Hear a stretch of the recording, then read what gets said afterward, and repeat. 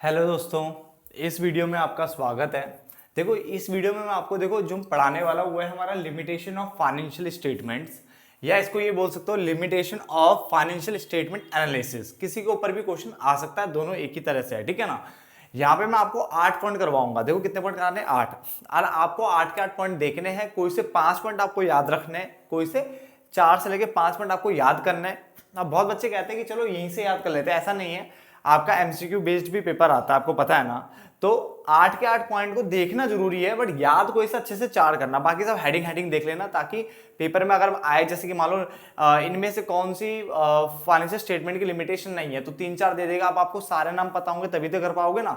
तो इसलिए आपको 8 के 8 नाम देखने हैं, बट याद को इसे 4 करने हैं या 5 करने हैं। क्लियर हो गया? तो स्टार्ट करते हैं इस क्लास को, जिसमें हम पढ़ने वाले हैं लिमिटेशन ऑफ फाइनेंशियल स्टेटमेंट के बारे में, ठीक है। तो नंबर 1 हमारे पास जो है वो है हिस्टोरिकल डेटा। क्या लिखा हुआ है?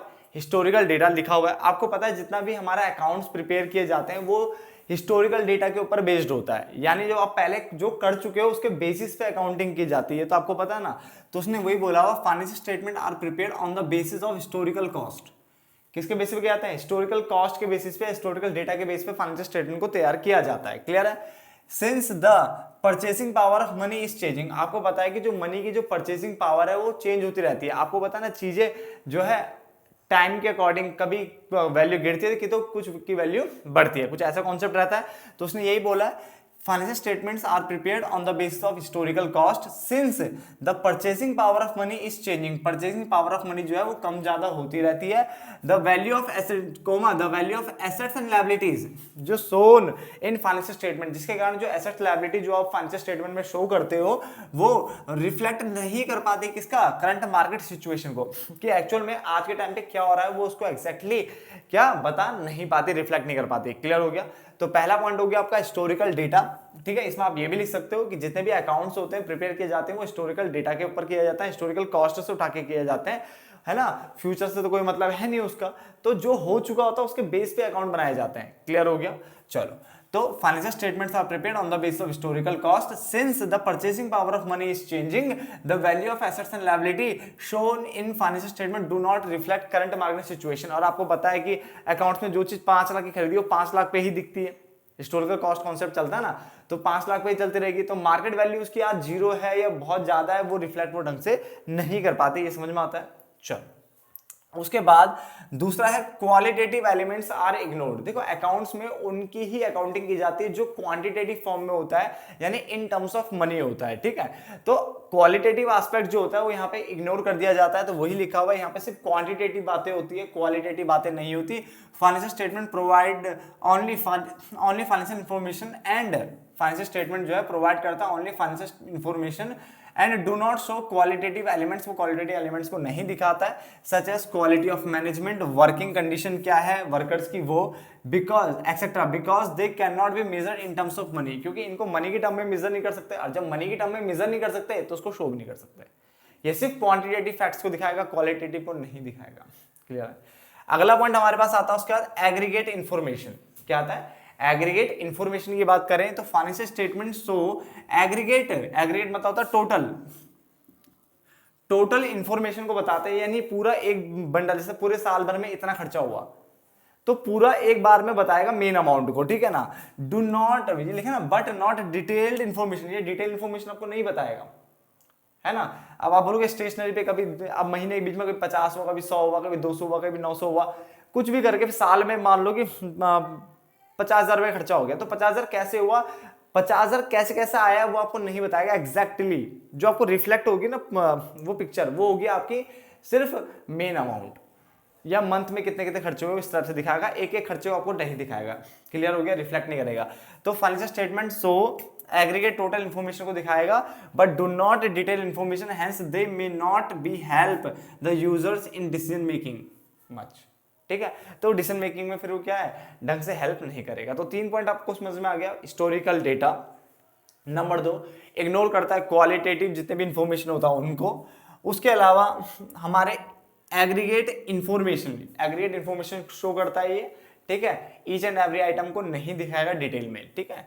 उसके अलावा विंडो ड्रेसिंग की अगर हम बात करें तो विंडो ड्रेसिंग की बात करता है। विंडो ड्रेसिंग मतलब होता है अकाउंट्स को बड़ा चढ़ा के दिखाना, यानी रियल पोजीशन नहीं दिखाते, जानबूझ के अकाउंट्स को बड़ा चढ़ा के दिखाया जाता है ताकि इन्वेस्टर अट्रैक्ट हो जाए। तो इसके एक तरह से तो चीट करना ही तो हो गया, तो उसको विंडो ड्रेसिंग कहते हैं।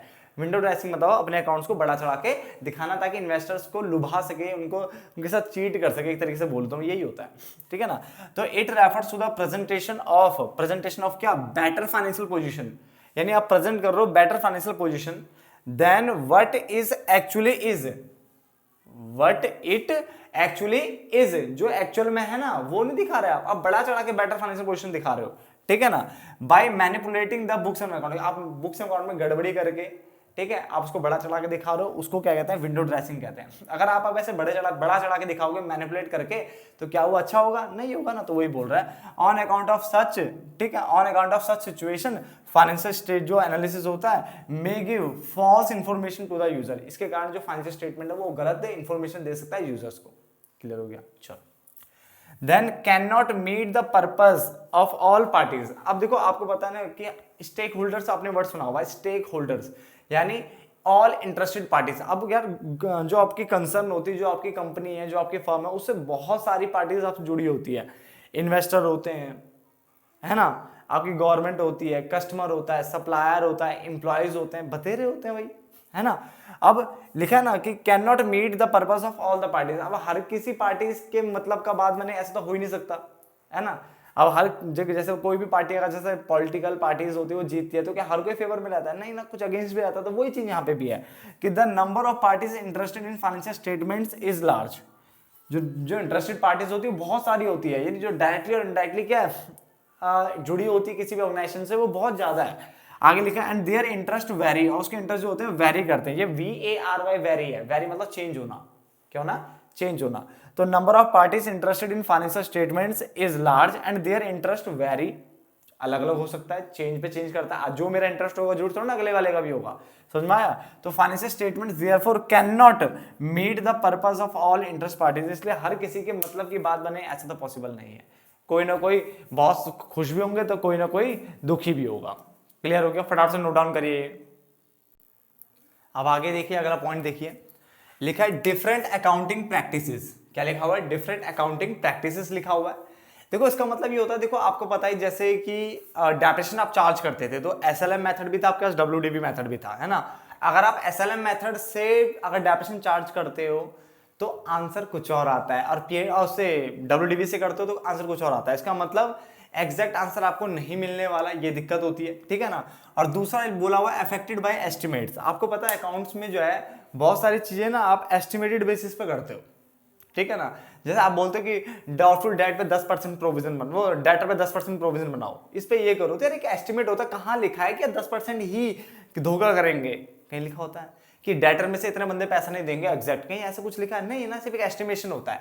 तो ये दिक्कत आती है। तो उसने बोला the financial statements can be drawn up on the basis of different accounting practices, यानी जो फाइनेंशियल स्टेटमेंट है वो बनाया जा सकता है डिफरेंट अकाउंटिंग प्रैक्टिसेस। यहाँ पे आप हिंट के लिए लिख लो WDV और जो SLM मेथड होता है इन केस ऑफ डेप्रिसिएशन। तो डेप्रिसिएशन में आप दोनों में से कोई भी प्रैक्टिस को यूज कर सकते हो, बट दिक्कत ये है कि दोनों से आंसर अलग अलग आते हैं। बात समझ आ गया।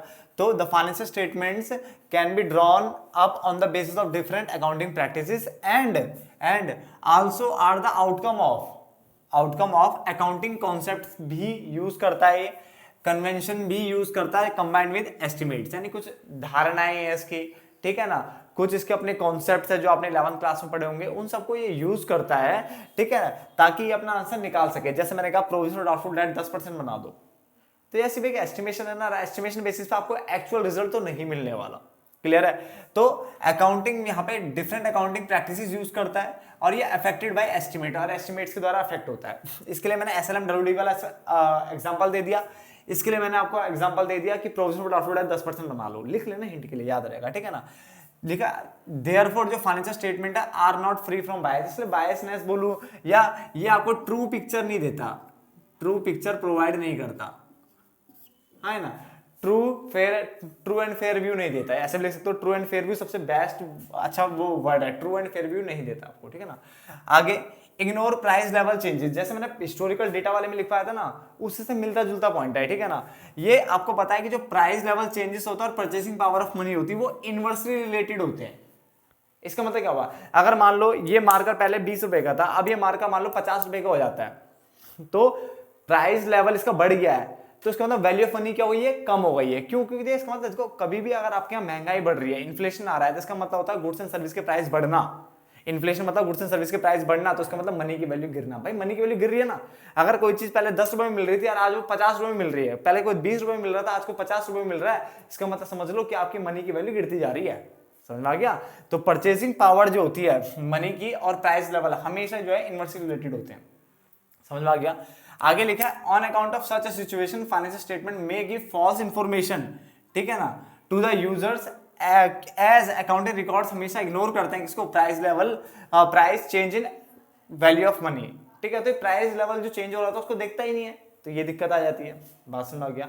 And the last one is can not predict the future, ये फ्यूचर को प्रेडिक्ट नहीं कर सकता। देखो फाइनेंशियल स्टेटमेंट को एनालाइज करके आप फ्यूचर का अनुमान कुछ हद तक लगा सकते हो, बट आप एग्जैक्टली सोच रहे हो कि यही होगा, तो ऐसा होता ही नहीं है। कई बार आपने देखा होगा आप शेयर्स में लगाते हो, कहीं भी पैसा वैसा लगाते हो या आगे कहते हो यार इस कंपनी में पैसा लगाना, क्यों? क्योंकि इसकी फाइनेंशियल पोजीशन बहुत अच्छी है, कल को डूब गई तो कुछ भी हो सकता है। तो आप एग्जैक्टली फ्यूचर को प्रिडिक्ट नहीं कर सकते, although many analyst many investors use many tools to use the financial statement to predict the future. Future को प्रिडिक्ट करने के लिए बहुत कुछ करते रहते हैं, कभी कहते हैं ये करेंगे, बहुत सारे एनालिसिस करते रहते हैं, बहुत सारे टूल्स यूज करते हैं, but it is impossible to do so.